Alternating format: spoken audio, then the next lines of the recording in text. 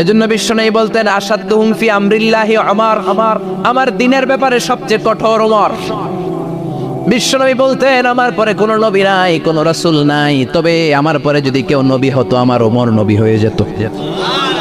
লা নবিয়্যা বা'দি ওয়ালা রাসূল, আমার পরে রাসূল নাই, কোনো নবী নাই, তবে লাউ কানা বা'দি নবিয়্যুন লাকানা ওমর।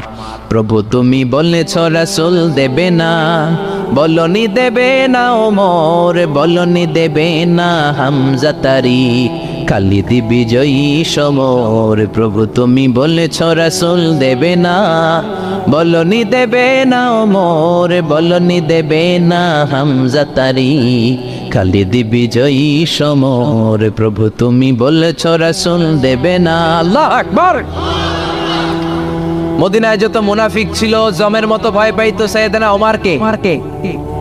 শয়তানদের লিডার ইবলিসও ভয় পেত ওমরকে।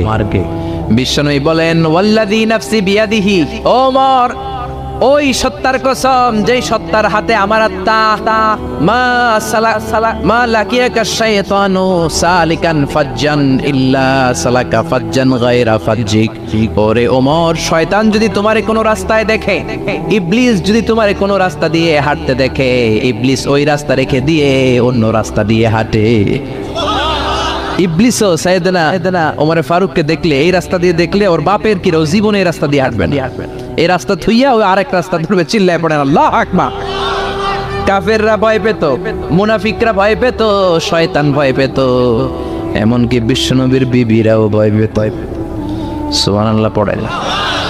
বিশ্বনবীর বিবিরা বিশ্বনবীরে ধরলেন, আমার এইটা কিনা দেন, ওইটা দেন। বিশ্বনবী কয় টাকা নাই, ক্ষমতা নাই, সামর্থ্য নাই, বেশি কথা কইলে তালাক নিয়ে যাও, তোমাদের চেয়েও সুন্দরী অনেক সতী সাধবী নারী আল্লাহ ব্যবস্থা করে দিবে।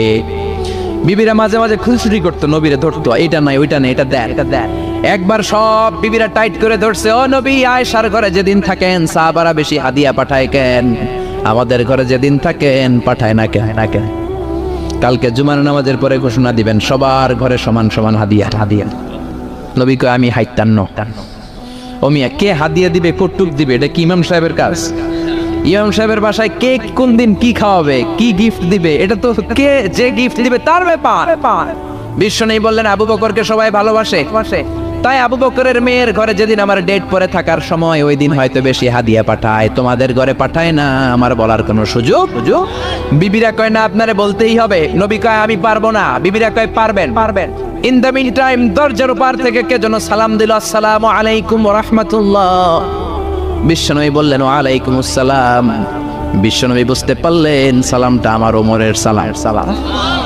বিশ্বনবী সালামের উত্তর দিয়ে বিবিদের দিকে তাকায়, দেখে একটা বিবি ওর সামনে নাই, সব উদাও, ভ্যানিশ হয়ে গেছে।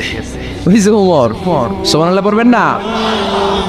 এই জন্য ওমরকে শয়তানও ভয় পেত। আমাদের বাচ্চাদেরকে, আমার মেয়ে একটা মাত্র মেয়ে, খাইতে চায় না, শুধু আমার মেয়ে না, অধিকাংশ বাচ্চাদের এই অবস্থা। ওর আম্মু এদিক দিয়ে খাওয়ায়, আবার দৌড় দেয়, আবার আমি খাওয়াই, আবার কান্নাকাটি করে, বলে গল্প শোনাও, তাইলে খাবো।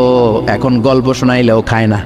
বর্তমান সময়ের ছেলে মেয়েগুলো এরকম, এত জ্বালাতন করে, খেতে চায় না তো বলতে হয় বাঘ আসবে, বাঘ, সিংহ আসবে, সিংহ মামা আসবে, ঘুমাও, এগুলো আমরা বলি না?